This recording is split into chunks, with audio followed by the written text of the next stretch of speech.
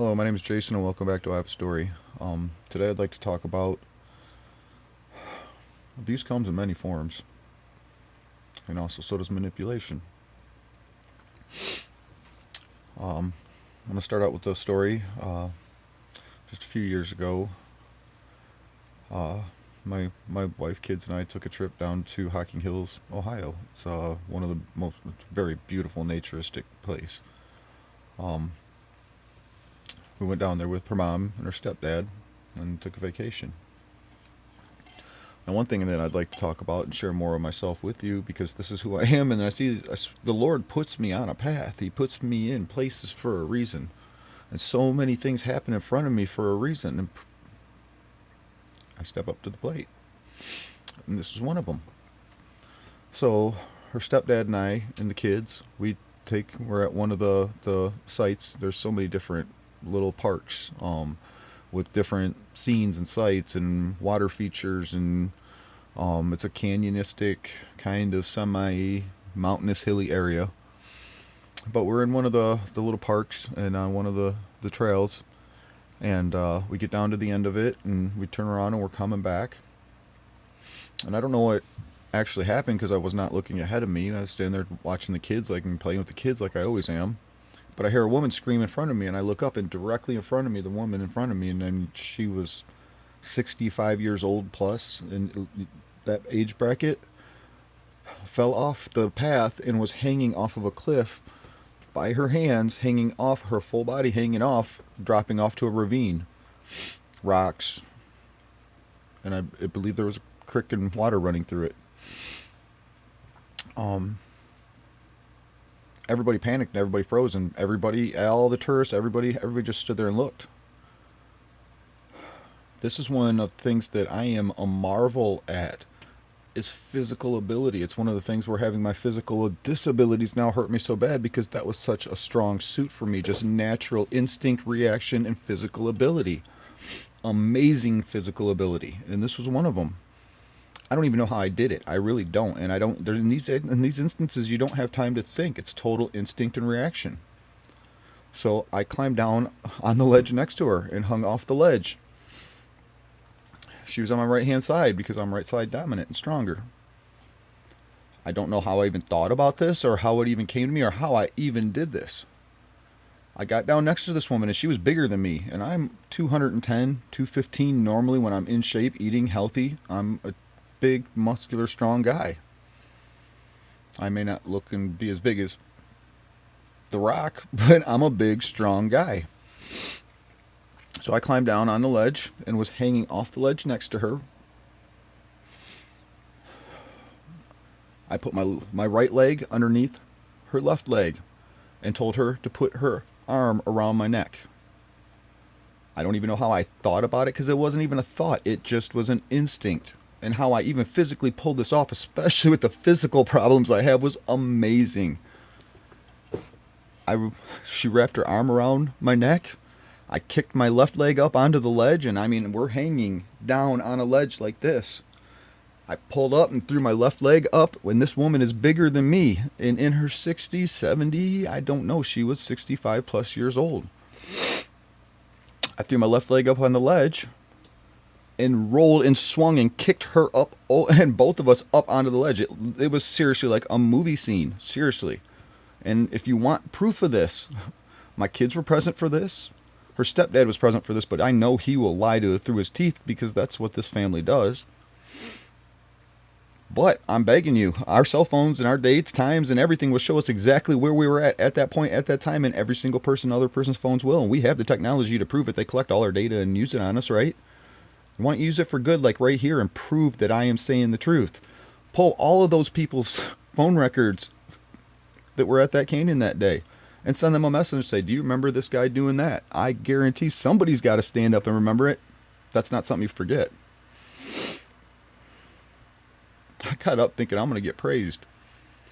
Instead, her stepdad, who's, again, bigger than me. I am 6 foot, 215, 210. I'm probably down around the 200s now, because I have not been taking care of myself and eating right, and I've been very, very unhealthy because I'm so depressed and so upset. My stomach, I can't eat. her stepdad's 6'8", 300 pounds plus, give or take. I mean, granted, he's not a Hulk Hogan in shape man. I will say that. He's too lazy to be that way. He doesn't give me a pat on the back, say that was a good job or anything. Not that was a good job, but he just starts screaming and yelling at me. How could you do that? Don't you ever do that again. You realize she could have sued you and blah, blah, blah, blah. Are you kidding me? We're in the middle of a park in the middle of nowhere that by the time we would have even walked and got any sort of help, called anybody, got there from any sort of emergency response, do you think this lady would have been able to hold on that long? Are we supposed to stand there and just hold on to her? Is she going to sue us for holding on to her wrists and bruising her wrist? I don't care. I did something that was miraculous. And instead of getting a pat on the back, I got yelled at. I mean, screamed at. That's a very small form of abuse in itself, but that's partially because this is who this man is and what he does all the time. He just yells at everybody like this. He yells at our kids, yells at me, yells at my kid's mom. And he's abusive. I believe I have talked about one of the other stories I believe in here. Talked to so many people about so many things. But the story I talked about with, my wife needed me, and he wanted to go out in the boat. And I chose her over going out in the boat for an hour to give her attention and what she needed. I got yelled and screamed at and ripped a new one.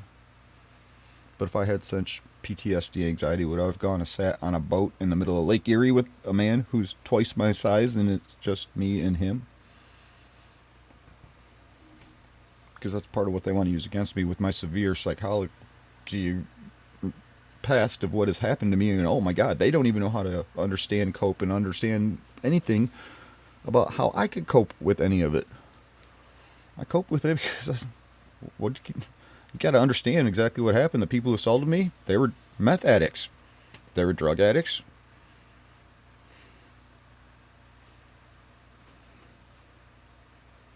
And I was standing in their way of what they wanted.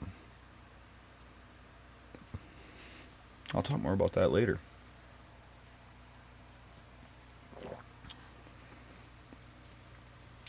If I was such a severe PTSD crazy person, would I have gone out on a boat with that man? So that's one aspect I want to talk about. But since I'm talking about abuse and manipulation and mental, all of it, and this is also right at the same time, just weeks before that trip, I had a business where I foreclosed homes and did everything. I loved it. It was my favorite job. I did roofing, siding, doors, windows, electrical, plumbing, trash outs, evictions, lawn, snow, demolition work, all my own mechanical work. I fixed all my own equipment, and I had the tools and the knowledge, and I have the knowledge to do all of it professionally. Amazing. I grew to the absolute top of my ranks in my business almost overnight, because they could send me to a property and not have to wait for me to call out somebody to inspect this and somebody to fix that. And I did all my HVAC and everything. I did all my furnace repairs. I fixed wells. I did everything that could possibly be done, because I've spent my lifetime educating myself on how to do these things so I could be the best man I could be. And I have a curious mind. I want to know, how does it work? Why does my water get from there to here in the whole process? I want to know how. Well, I do know, because I've been inside and I've seen and I've asked and I've researched and I've investigated and I educated myself. So I would drive down from Toledo, Ohio to Columbus, Ohio about 3 times a year. I'd go down there 2 to 3 days at a time. I would make, after all my expenses, $1,500 on average a day every time I went down there. And that was really good money for me. I can go down there for 3 days and make $4,500. I'm going. Yeah, I got to drive all that distance. Yeah, I got to sleep in hotels, maybe in the backseat of my truck, whatever it takes. In places I don't know where I'm at, having to deal with all the different things, doing all the different things I did, and trying to find hardware stores. Some of these, I mean, you're out in the middle of absolute, down by the Tennessee line in the middle of nowhere, and there's nothing around. You don't even know where you're at. Google Maps can't even tell you how to get there. Oh, they didn't tell you there's a mountain in the way. Oh, there's a ridge and a canyon down there. You can't drive across that. There's a lot, but I made good money doing it. So I did it and I enjoyed it. It was fun. It was an adventure. That's the way I look at it. Nobody else would do it because it was tough and they don't want tough. They want easy. I want the adventure. Bring it. In my beginning, that's part of why I picked that particular backdrop scene in my beginning videos. Let the adventure begin, because that's what I'm doing. Let this adventure begin anyway. I found the Tree of Life one and got this one, and hopefully this is sprouting a new life for me. So those are the meanings behind my backdrops.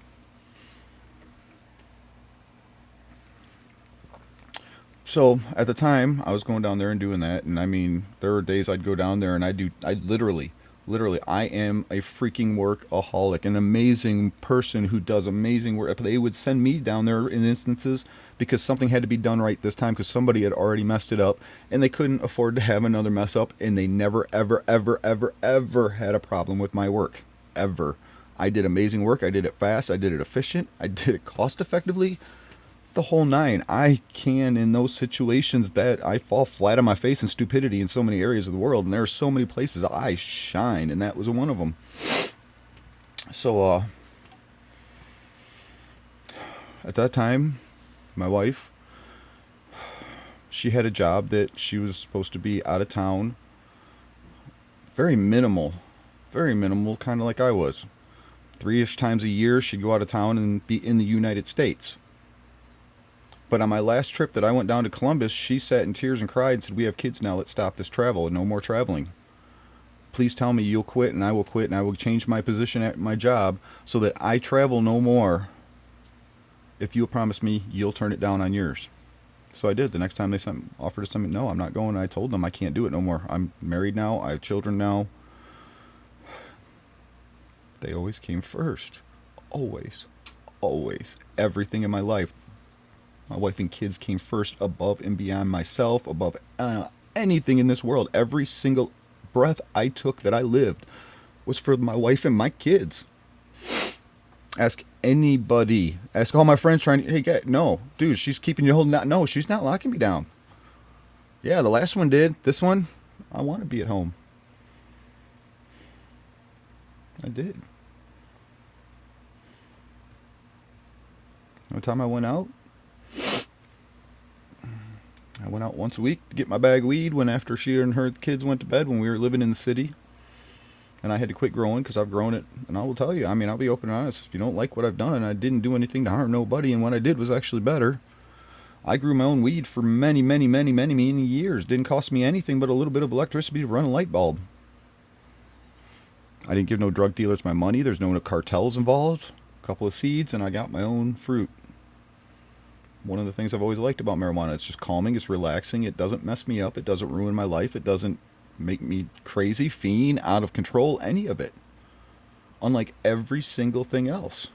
Pills, alcohol, cocaine, heroin. Yes, I've tried them. I can tell you, marijuana is nothing and nothing compared to any of that stuff. It's a totally different thing of its own. But it can still have that same effect and same effect on other people. Back to story. So we both had just quit our positions of travel. Me, I still have my normal job, but I just told him I wouldn't travel anymore. I'm staying local. I did out in the country, and I did a lot of traveling, in part because I write off mileage. And when you travel a lot, it's a lot of mileage to write off. To me, it was a good balance.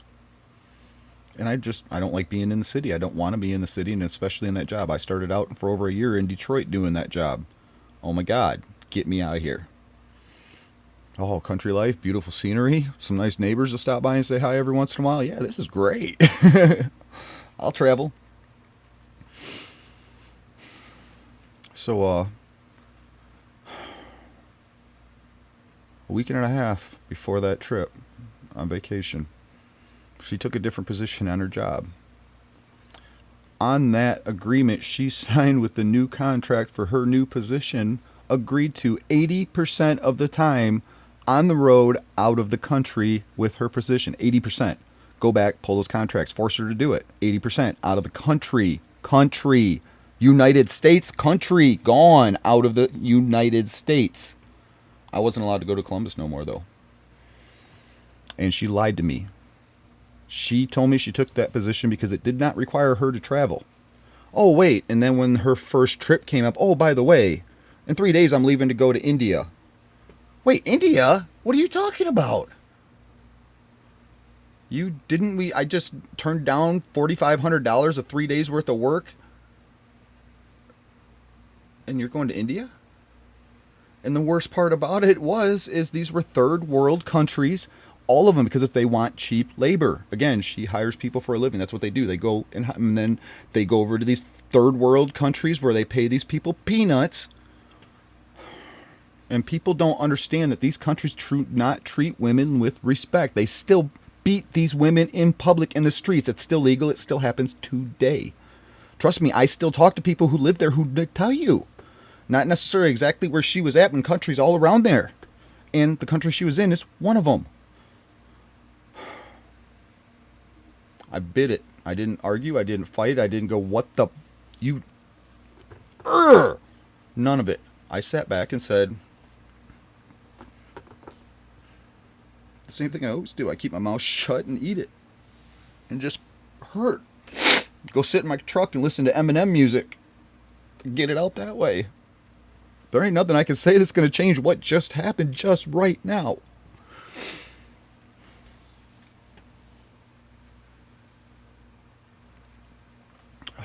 So we go on this trip a week after.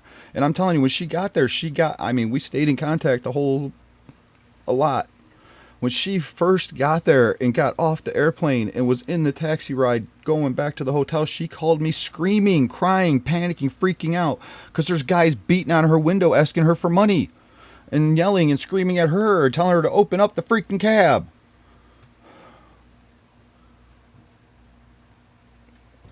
There are two women who we went to church with at that time. Go pull those two women and ask them. They saw me at the grocery store with my children and I was looking horrible.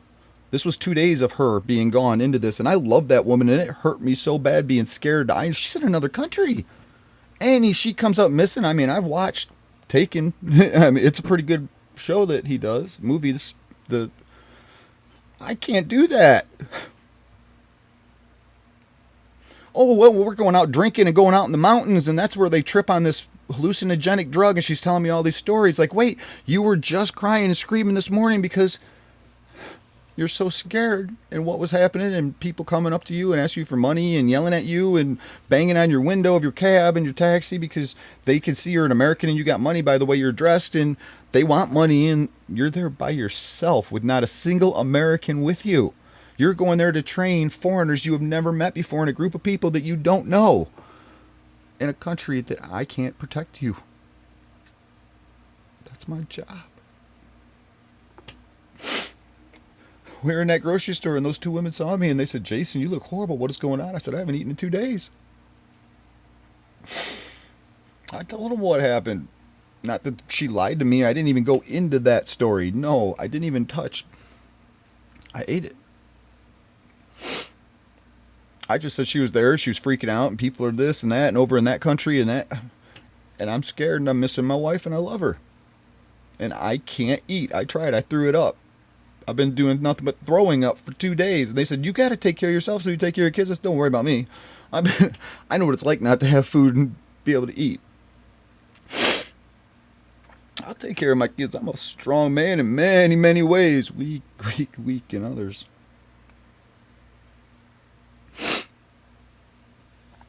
So then we go on this vacation.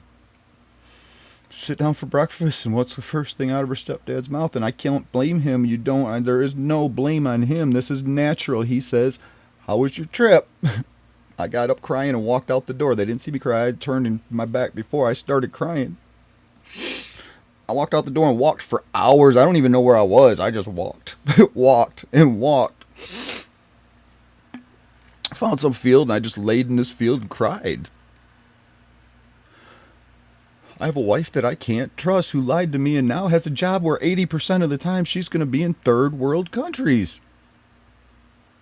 80%, not 8, 80, 80% of the time. And then she came, I didn't think they'd actually make me do that. Then why did you sign up for any of it to begin with? part of where her mom and stepdad see things in me that they didn't understand because they don't know any of that story. I bit it all and ate it all, and it's part of what hurts so bad because I just put it inside. I sit and I go cry by myself and let it out. Tell a person here, tell a person there that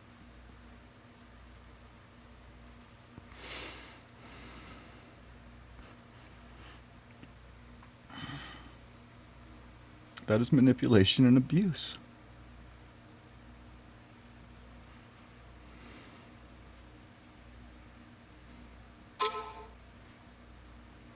That's the last vacation I went on.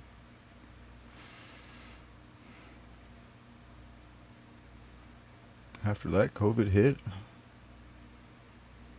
We moved, and everything hit the fan.